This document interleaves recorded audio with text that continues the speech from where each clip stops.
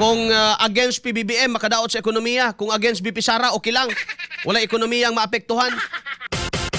Sila kay Bao may gala nga ang record o ang imahe may gala sa administrasyon karon. Maot kayo. Gipahibaw may gala sa Malacañang nga nabalaka kuno pag-ayo si Pangulong Bongbong Marcos. Ngano nabalaka man siya mga katropa.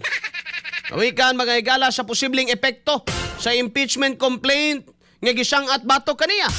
Wala siya nabalaka alang siyang kaugalingon. Kay wa man daw siya gihimo may galang dautan.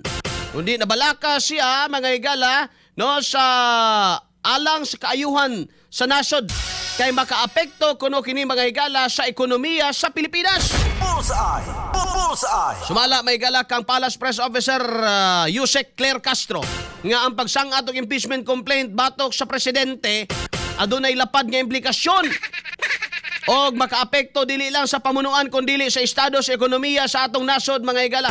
Tiurok naman sa ekonomiya na toron hinay man sad, no? Oh, madaot pa rin na. Pasiugda mga higala ni Castro nga ang presidente nagpabiling masaligon nga wala siya nahimong dautan. Oh, di ba?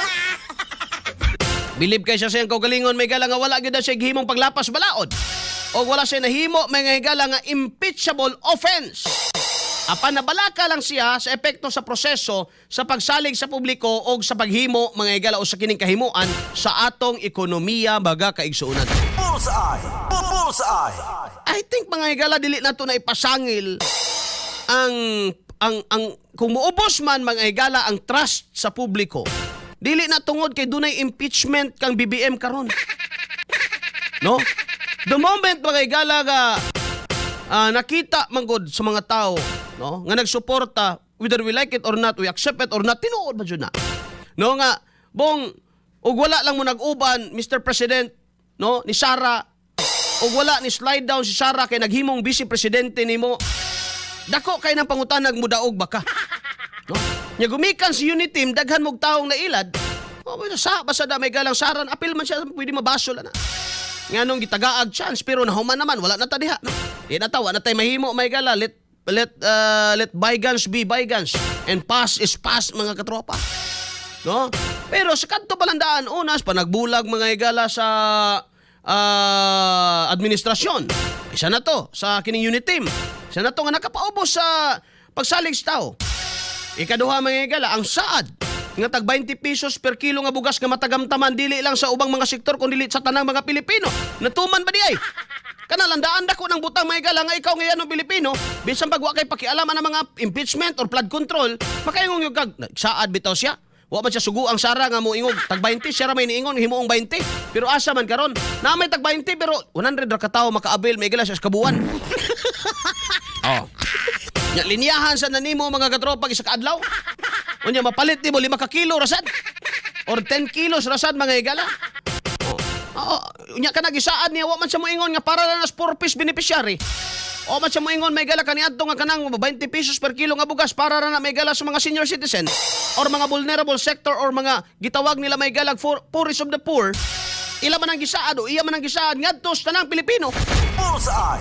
Bullseye! Bito na may galang ang 30 milyones ka mga Pilipino ni butar. Kaya kisa di mo butar na may galang ang bugas nga imong kabalakan matag adlaw. Ang bugas nga mo irasyon nga trabaho ka mga higala. Mamahimo ng 20 na lang di. Dako na kay kag savings. Kung butsubayon. Kung tag 20 na lang. Oh. Nya mo konsumo ka mga higala tag usa ka semana may higala makakonsumo kag tag 5 ka kilo. Bali 100 ra imong gasto. Gamay ra. Okay, 5 times 20, 100 mga katropa. So gamay ra imong gasto. Makasud-an na kag lami ana. Nya nahitabo ba na karon tanawa ng bugas karon mahal na, wa pa gyud lami.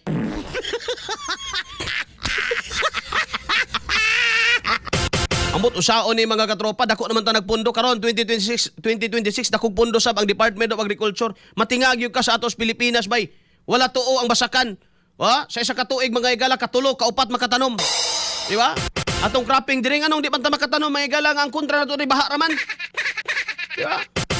Baha ra may kontra nato diri tarungon na ng mga flood control kana mga irrigation dia kalayo ra kay mga higala. Kaya man na nato. Ngano man lagi ng Japan. Yun na po i-compare na po muna katropang Arnel sa Japan.